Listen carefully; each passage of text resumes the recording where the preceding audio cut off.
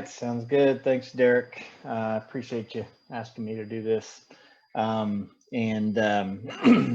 always had a um, I've always been interested in what helping parents is doing. Like you said, I'm a I don't know if he did say, but I'm a licensed counselor. I'm an LADCMH. That's a licensed alcohol, drug, and mental health counselor, and my company is One Life Treatment.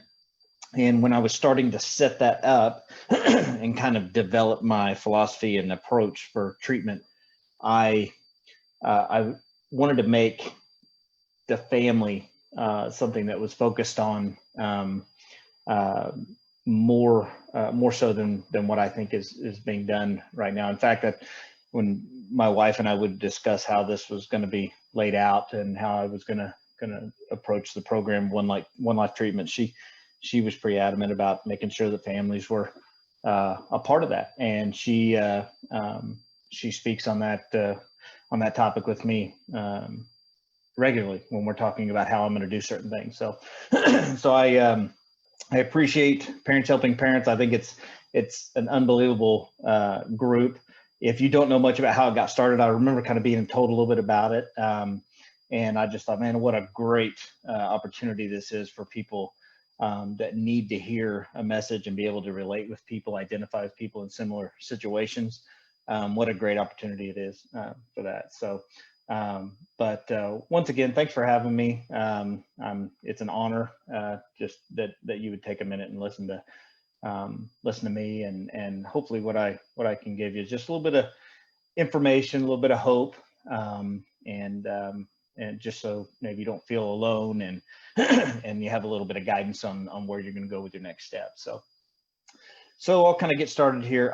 One of the things that I tell people a lot is that I've always felt there's a gap in the treatment world, and I've always kind of called it that because I feel like there's a lot of talk about the importance of families in the recovery world, and then when they talk about success rates, you'll often hear it talked about that the supportive family, and a family in recovery is, the people have such a better chance at recovery if their families are supportive or whatever. But the problem with, and that's all good, but the programming and the focus on that from a treatment facility's perspective is not really all that strong.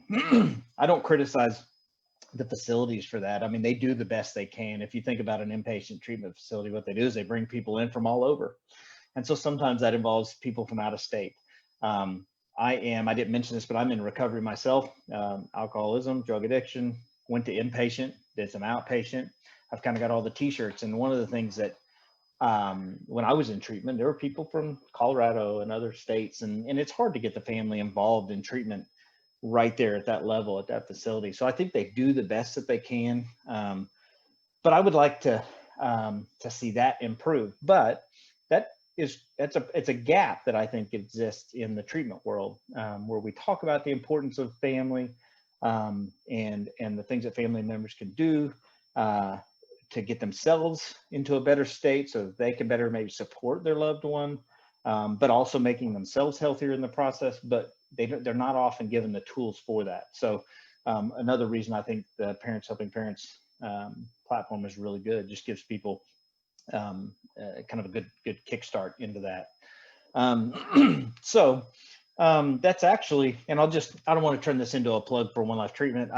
So I'll quickly kind of go through that, but that's kind of what led me into when I set up the program that I set up for people, is to have a family support group. So we have a family support group that's, and I have a therapist that runs the One Life family group. I dealing with some of the clients, and then she's doing the family members, and it's a curriculum that she's written herself. Her name is Jessica Honka, and she does a great job with that. We're seeing some really good results from that. But I thought it was important that family members had a program of their own that they can work, and it's kind of in parallel with their loved one who's also getting some treatment. And so the way we have that set up is that we alternate psychoeducation and process. And if you're not familiar with that terminology, psychoeducation is just basically, I mean, think of lecture or something where you're kind of taking in info. Now we kind of incorporate some feedback, as you know, it's more participatory than just listening to somebody talk, but but that's what we do on 1 week. And then the opposite week is processing. Processing is just you sharing your experience, listening to others share their experience, gives you a chance to identify and kind of process back and forth with each other.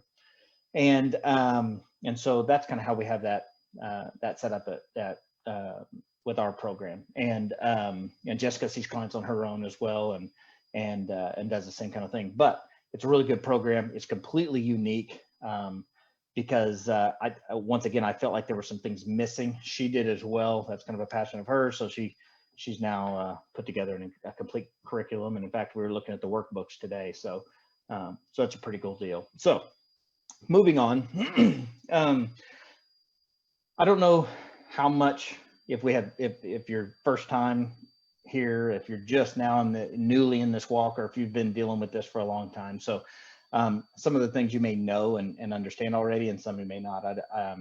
But the idea of the family disease, that addiction is a family disease, I think that's something that's really important to get a hold of. And it's kind of a funky idea, because you think, well, this is somebody suffering, my loved one has the problem, and so, you know, why is this kind of a family disease? And just look at things like maybe divorce rates of people that are dealing with addiction. Obviously, divorce rates are high anyway, unfortunately, but they're really high for those suffering with addiction. Think about physical and emotional abuse. That's obviously elevated, and that happens more frequently. I saw a statistic, and I wish I could remember exactly what it was, but it was talking about domestic abuse and how high the percentage was of alcohol being involved in those calls. I may be off on this, but I believe it was like 85%. It was something really high. It's not surprising necessarily, but it was just shocking to see that it was that high. So in that way, you can imagine, I mean, that is definitely involving the entire family for family disease. The financial burdens, that's a big one. That's something I see and hear from people a lot. From the parents' perspective, I'll tell you what I hear from them often is how they're having to put some of their financial plans on hold. And that may even be retirement, or maybe maybe it's just something fun. They're going to buy a boat, or maybe they're going to invest, or maybe just position themselves let's assume that maybe say it's an adult child that's an addict. Well, that can really stifle your years that you can start to plan financially. So, I mean, the financial burden can be pretty substantial. The stress and the worry, obviously, I was talking with a mother last week, and the stress and worry that she's enduring right now is pretty heavy. And so she's getting firsthand experience with why this is called a family disease. I felt for her, and hopefully going to kind of help her walk through some of that. Codependency. If you're not familiar with that topic, I won't go into it in depth here, because we could talk for a week and just scratch the surface on that. But that's where you most often see the effect on the family due to addiction. I would say that's most prevalent. And if you think, so codependency is, just to kind of sum this up, I would say it's the inability to have a relationship with yourself because of somebody else. Or I was told this one time, and it stuck with me, that it's you not being able to be okay with somebody else not being okay, right? So now here's the tricky part about codependency, and you may be dealing with this, especially as a parent. It's often rooted in love, so it's kind of disguised a lot of times. So that you're gonna, you loving your child and wanting to help them through certain things will look supportive and that kind of thing. But if it goes too far, it's just a close cousin that, if it goes too far, it becomes unhealthy. Kind of like the saying that, what is it? Helpfulness is just the sunny side of control. So you kind of have to look at that sort of thing when you're trying to control the outcomes. So often people that are codependent struggle with that as well. family members raising children. That's one. Maybe grandparents are raising the children. If you're not having to deal with young children, if your child does not have children, and you know, that's one less element that you're having to deal with. But that's real common right now because of addiction. Oh, and then there's if you see me looking over here, I'm looking at some notes to keep me on track. Missing the launching phase. That is one that I probably see as much as anything. You know, let's say they're in their 20s or 30s and they need to kind of be launching and leaving, right? Having their own life and who knows, maybe getting married, having family, starting a career, whatever it is. And so they start to, and addiction causes that time to be missed. Now, obviously you can launch at any time, but the idea is that when you start planning that, you want that to happen at a certain time. And there's a certain time in, you know, we'll just say 20s or sometimes it's early 30s or so, that there's a transition into independence there. Well, obviously, if you're dealing with codependence and it's kind of working against the independence of your addicted loved one, so that's something else that I see quite a bit. So that's just kind of the idea. Why is this a family disease? Well, it affects everybody. It goes everywhere. Well, think about that for a second. If it's affecting everybody, why then is it so common just to send the addicted one off to treatment or to a program or do whatever, right? To send them to get help, and that's it. And we expect the results to be great, right? And I'll tell you this, even people that are sober, they're clean and sober for a while, the families still can struggle. It's not, because I don't mark success as somebody being clean and sober, by the way. I think that's a really good thing that can happen. But I mean, you could lock somebody in a room and keep them clean and sober also. And that's not what we're after. We want people to have happy, content, meaningful lives and to be a part of a family, a contributing part of a family, not a consumer, but a contributing part. And so that's just something that I think people need to understand is why is this considered such a family disease? It may seem obvious to some people, but maybe not to others. So to kind of look at this, what can you do as a family member? This is kind of what I cover with people that come in, and they're just, you can tell they're at their wits end, and they're like, I don't know what to do, or they haven't been through this at all. It's brand new, and they're scared to death, right? So I just kind of get them, settle them down. That's what I'd like. If you're in that state, just take a breath for just a second. Let's just talk. In fact, I was talking with Derek last week, and we like to, when people come to us, we're kind of similar in this way. We just want people, we just want to hear, just sit down. They ask, what am I supposed to do? Well, first, let's just sit down. Let's have a bottle of water. Take a breath for just a second. You're going to be okay. And let's just talk for just a minute. I think people are looking for somebody that's going to direct them. What do I need to do? Where do I need to send them? That kind of thing. And sometimes you just need to relax and talk for just a second. But so what can family members do? I'd say one of the first things I point out is education. And I was talking with my wife about this also. And she's been through this as well, not from the parent's perspective, but from being married to me. She had to kind of learn this, like drinking from a fire hose. And she had pointed out that how important it was for her to learn about addiction, because some of the things that she was taught growing up didn't line up with what she was seeing necessarily. Maybe some of the stigmas, because she was married to a drug addict. Well, I didn't fit. I didn't look like maybe what some people would say would be a drug addict, but I was just as much, into it as anybody else. And so she had to kind of restructure and reframe some of that. And so educating herself on that was helpful. So getting into something, I mentioned psychoeducation earlier, to where you're receiving some information so that you'll understand addiction. I've found that when people learn about addiction, even clients, and frankly, I spend some time kind of educating them on the brain and their body and this sort of thing.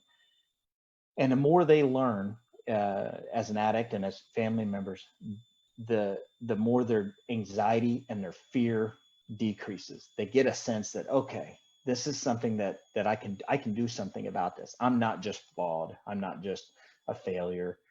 There's nothing wrong with me. Some might disagree with that, but I don't look at it as something's broken. Let's just adjust a little bit. And the more you can learn about that, the better. And it's not just learning about addiction, but also learning about what other people have been through and what they've done that has worked. So what are some of the things not to do? I usually, that's a pretty short list for me, to be honest with you, because I don't want families feeling like they need to control things. I just tell them to stay away from shame. So that's kind of the ones we start. Let's just don't character assassinate. Let's kind of stay away from that a little bit. But learning that kind of thing, understanding, how does shame play into the cycle of addiction, that kind of thing. It's really, really important and empowering.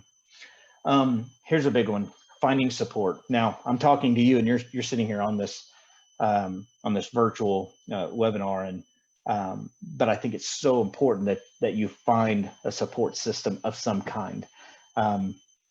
We all need people in our lives. We're kind of pack animals. So as we go through something that's anxiety inducing, your brain gets into a very primitive state, and a lot of fear comes over, and a lot of anxiety, and you need people around you.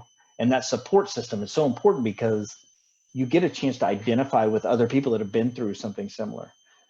You don't feel like you're on an island of your own, right? You don't feel like you've got this secret that nobody would understand, because if you haven't been to an in-person meeting, like a parent helping parents meeting, I can't encourage you enough. When the world opens back up and you feel safe, go do that, because seeing other people, seeing their faces, looking at them, listen to them tell their story, you sharing a few parts of your story, is so empowering, and it'll give you some hope. Like, I'm not the only one that's been going through this.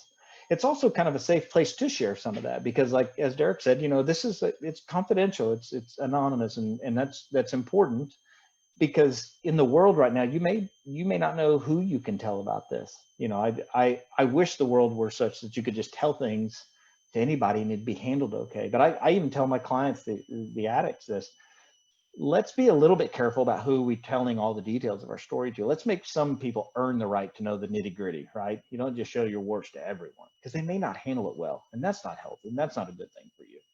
You go to one of these meetings, you have a support group, that's a done deal.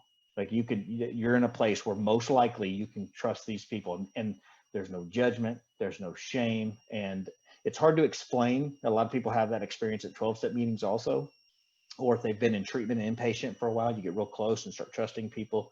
And it's just because they've been there, done that, and got the t-shirt. They know where you're coming from. So finding that link for you is critical, I think. There's not, and you may be asked to do some uncomfortable things that feel like you're out of this comfort zone. And when you're around people that have been there and done that with that as well, somebody can help guide you through that. So you're not having to just make decisions all the time. What I have found that it's important for you to be able to look at success differently. Success doesn't mean your loved one is clean and sober, right? That's not the only measure here. It's also about you being healthy, right? You handling things in a different way. Maybe you dealing with some codependent tendencies. So some of this stuff is going to be a little bit uncomfortable. And if you're talking to somebody who doesn't understand that, either at a very kind of a clinical level or an experiential level, like somebody at a PHP meeting, it may not hold the weight that's necessary. So it's important to have that. Be coachable, I would say, is I kind of encourage people in this way, because, like I said, there's some things that are going to be uncomfortable to do. Comfort is not always our friend. Definitely something I talk with addicts about. It's not always our friend. That landed us kind of where we're at right now, a quick fix or that kind of thing to our problems. So being coachable, meaning go in, it can be a little bit ego deflating in some ways, but go in knowing that there's going to be some things, some people are going to guide you, like maybe a therapist is going to guide you through some things that are not going to be comfortable, and you're going to question if it's the right thing. But if you're coachable and you're willing to kind of follow somebody's lead, that's real important. I will tell you that most of the people that are coachable are the ones that are more uncomfortable, right? There's a saying I say to people all the time: people make change in their life when it becomes too uncomfortable to keep doing what they're doing. That goes for you guys too. The changes you might need to make are not necessarily just something that that's just going to fall in line and be easy, and no one's ever going to push back, right? Or no one, you're not going to, maybe the results aren't what you thought they'd be, but if you're uncomfortable enough, you're still willing to do those kinds of things. So that's an important thing. The last one on what the family members can do. I always tell people this, especially after their first session. I tell addicts this, I tell family members this: be kind to yourself. Like, kind of like, looking at your situation, it's very easy as parents to wonder where you went wrong, right? How many of you have asked yourself that? I hear that from people. I think back to certain times and how I handled certain things, and maybe we should have done this differently. It's unfair. You can't do that. Like, nobody, I mean, everything I know about some of these topics, I guarantee you I can pick out, you watch me for a week and I'll do something that I regret doing a little bit, right? Maybe I'm a little too harsh. Maybe I'm a little too easy.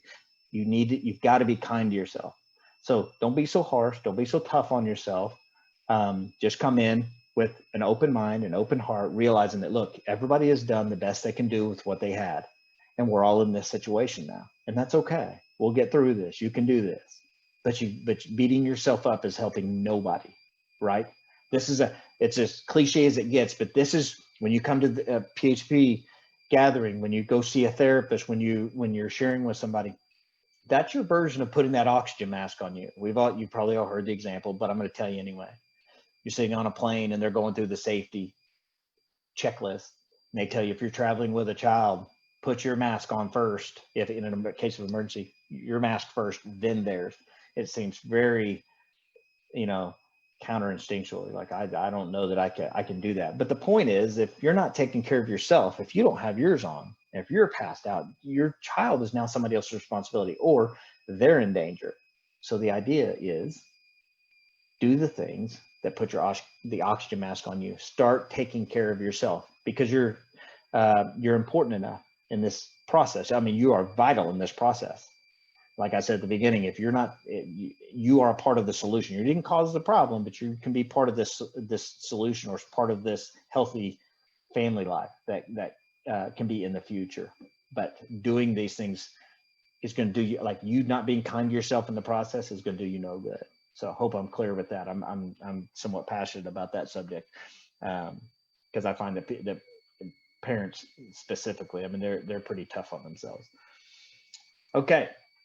So as a therapist, I see certain things, and I just thought I would put in a couple of observations, some things that I see from people. Maybe this is the time when you can kind of identify and relate with it a little bit. So I know I'm not sitting here as another at a meeting as a parent telling you the story, but I want you to kind of understand some of the things that I see. So I see people come in and they are angry. And for whatever reason, fathers seem to show the anger a little bit more. So they're angry, and we end up talking about that. And one of the things I'd like for people to understand is that that's usually, from the parent's perspective in these situations, based in fear. It's nothing but fear. And if you can start recognizing the times that you're angry about this situation, you're angry at your loved one, and call it fear, like label it as fear. Notice to yourself, I feel angry, but I'm really scared. Or I call it the simple question. You answer the simple question: what am I afraid of right now? What about this situation am I afraid of? Right? I'm afraid that he'll relapse. I'm afraid that it's not going to get better. I'm afraid, that I'm never going to retire. There's, that kind of, label it as fear a little bit and see if that fits. They used to consider anger as a secondary emotion. This is a ways back, because they said something else is usually that primary. Now I think, they've changed a lot of that stuff. So you can have like hurt, afraid, ashamed, and I think angry might even be one of the primaries. But the point still sticks. When I see people and they're angry, typically it's not just anger. It's maybe hurt, but most of the time it's fear. And if you can identify what it is that you're afraid of, you'll be able to digest this a little bit better. Okay. And so I hope that kind of makes sense. Here's a big one: enabling. That's a question I get from just about any parent I talk with, right? And frankly, not just parents. It could be a spouse, it could be a friend. how do I know? Is this enabling? If I do this, is this enabling? What is enabling? How do I know? And so here's the thing about enabling. Again, another very big topic that I suggest you get some help with. So I'm not going to go too deeply into it, but I want to kind of address it because it's such a common theme. Um, Enabling is sneaky. Um, it's a tough one because something that I think happens in when people are when you're going through this and you're talking with people, everybody's got an opinion. Everybody's going to tell you when you're right and when you're wrong and what you should do. They should all over you, right? I mean, oh my goodness, like everybody's got an opinion about this, and that's okay. I mean, they might actually come to their opinion through experience, but everybody's situation is a little bit unique. So enabling can be pretty sneaky, and it's kind of a gray, goopy area. It's hard to really nail down. So what I tell people is just be honest with yourself about why you're doing some of the things you're doing. So I think we all probably understand, and if you don't, then you'll learn something here. But giving an addict and alcoholic in your family cash when they're in the midst of active addiction, probably not the best idea. Um, there's no guarantee. I mean, there's no there's no monopoly on recovery here. So maybe somebody doesn't go out and use it for drugs or alcohol. Maybe not. However, that's a pretty given understanding by a lot of people. It's probably not a good idea, and that probably goes under the category of enabling in some ways. But there's some sneaky ones here too. There's some that aren't quite so black and white. Do I let him live with me? Do I pay his phone bill? Do I pay his car insurance or fix his car when it breaks down? Am I enabling him? You know, he has to get to work and he's got to eat and he needs a place to live. Is that enabling him?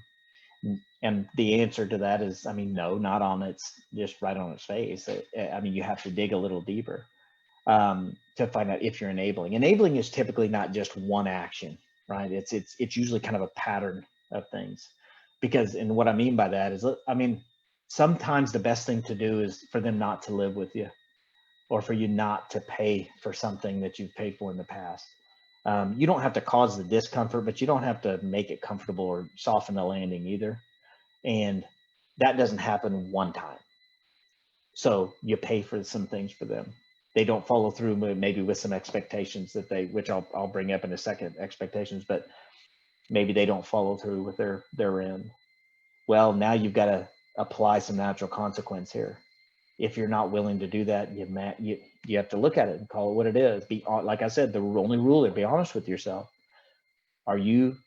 Is your response to this reflecting the real world, or are you trying to keep yourself from not being okay? Like you want to make sure that's kind of codependency. I can't be okay if he or she is not okay. So you just got to be honest with yourself about that. Again, very hard to notice. Well, sometimes it's very hard to notice if you're on an island of your own. If you're talking with other parents going through similar things, if you're talking to a therapist, if you're going to another group, Al-Anon or some other group, whatever, and you can reflect with people and talk with them, you'll have a better idea, because these are people who've been there and done that, and you'll get an idea of how to judge what you're doing or what you should do. I think it's real important though, when you're looking in this, not to allow other people to judge you for what you're doing.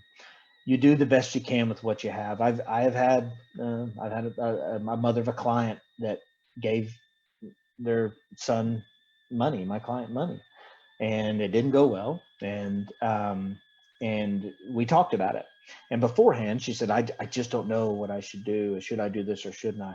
And I said, you need to do what is best for you. However, have your eyes open. Let's don't pretend like you handing him cash is doing him any good right now, because it likely will not. So understand that you're not doing this to help him. You're doing this to help you to be okay. And I'm not going to sit here, and I don't think anyone else should sit there and tell you you're wrong for doing that. Now, I will tell you, I don't think that's probably that's going to have the most successful outcome. But it's very hard to sit and tell a mother how to respond in a moment of stress and fear about their child, and tell them that something about that is wrong. I just tell them, look, it's probably not the best idea. but you do what you need to do. And I hope I'm kind of clear with that, because again, this is not a single event that makes something enabling. Enabling is a kind of a series or a pattern of events, and you kind of have to view it that way so that you're not quite so critical about every single thing that you do. Okay. Expectations, man, I'm really hitting on there's some things I could spend some time on. This is something that I think is very important. There's a saying that I tell people all the time. Unspoken expectations are premeditated resentments. You need to think about what your expectations are of your loved one, of your child. You need to voice those. Once again, having somebody that can help you with that is really important. Somebody that can help guide you. If it's a professional, great. If it's somebody who's been there and has done that before, great. But let somebody kind of help guide you in that so that you can clearly state some expectations for your loved one. Now, when you have these expectations, there's a couple of things that I recommend. If by chance you're married or there's other family members involved in this, I recommend covering the what ifs, right? What if he or she does not follow through with the agreement, with what we set out there for them? What's going to happen? And the reason you want to talk about this ahead of time is because if you wait, and then a lot of these things, you're going to set expectations and they're not going to be met. Some might, or there might be, they might kind of move towards one of the expectations, the guidelines you set out. I mean, we can be pretty manipulative. So we'll sell you on the reason that we are actually doing something when maybe we're not. But if you've talked about the what ifs, you don't have to take that situation and make a decision about the consequence, right? So I'm going to give you an example. Let's say she's got to get a job. She has to be working. If you're going to live here, you've got to be working. You're able-bodied, you can do that. So you go in and get in a job. We will pay for your phone and your car insurance and that sort of thing, and you can stay here. Okay.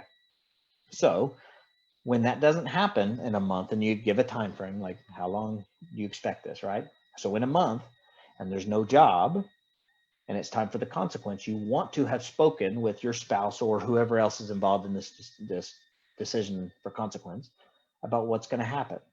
Are we going to extend the time? Are we not? Are we willing to give a little if there's been applications, but maybe they're waiting, or they went on an interview, but there's no actual job yet? Maybe there's a gray area. What are we going to do? The reason you talk about this ahead of time is because when that expectation is not met, there's a pretty good chance one of you are going to be upset. You're going to be angry. You're going to be resentful because this isn't happening. And now you're putting me in a spot where I have to enforce the consequence. If you've already talked about it and you both know ahead of time, when you're calm, when you're not emotionally activated, we're okay with giving a little bit of time here. We're okay with one more week because he or she has actually made some progress, and we're okay with that. But you're not doing it when the fire, when you're on, the fires of emotion are raging. So it's real important to kind of cover some of those things. So one second, my computer went to sleep here. So the last thing on that, natural consequence. It's really important, like I said, that you understand, I think, that natural consequence is a great motivator. People make change in their life. Like I said, people make changes in their life when it becomes too uncomfortable to continue doing it. That happens for different reasons. I've seen it happen because somebody I've actually, seen somebody got sick of being hungover. They're just sick of feeling bad. Well, they ended up getting sober, got some help, got sober. You wouldn't have thought that would have been the thing, because that the catalyst for getting help, but it was. I've also seen people sit in jail, in prison, and maybe it isn't enough. You just don't know when that's going to happen. However, if you, as the support system, as the parents, are not letting natural consequence take hold, you may just be getting in the way of what really needs to happen for real change to occur. And you have to be honest with yourself about that. That kind of goes into the enabling and codependency stuff. Are you getting in the way of what needs to happen for your loved one to get better? And you just got to be honest. That can be a tough pill to swallow. And I'm going to keep going back to this, but it's if you have others that have been through that, if you have a therapist that can objectively look at this, it's helpful, because then you don't have to sit and chew on this. You can let other people feed into your life in a positive way. To have an understanding, maybe through experience and maybe through just their credentials, their professional experience. So that is the end of the information I wanted to cover, Derek. I think it's probably good we can go over to the question and answer if you want to. I'm hoping maybe I covered a few of the things that maybe people have been around for a while, maybe they want to hear, and then maybe some new ones as well. So. Yeah, you bet, man. So if you're watching live on Facebook, I just commented the Zoom meeting ID and passcode for the live Q&A. If you're watching on Zoom, I just chatted you the meeting ID and passcode for the live Q&A. And Brian, you've got that invite, correct, in your email? Yes. Or you can just copy and paste that from there. So I'm going to give you about 10 seconds to jot that ID and that passcode down before I end our feed here. And I will see everybody over in the live Q&A, where Brian will be available for another 15 or 20 minutes to take any questions you have and for us to dive into some conversation. So Brian, I appreciate everything, bud, and I will see you in the other room here in just a minute. Awesome. Thanks, guys.